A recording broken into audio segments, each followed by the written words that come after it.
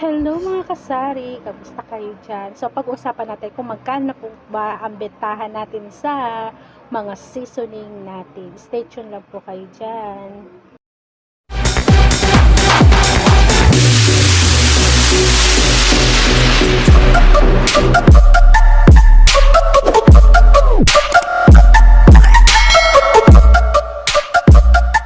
Hello mga kasari, so pag-usapan natin magkano ang bentahan sa seasoning.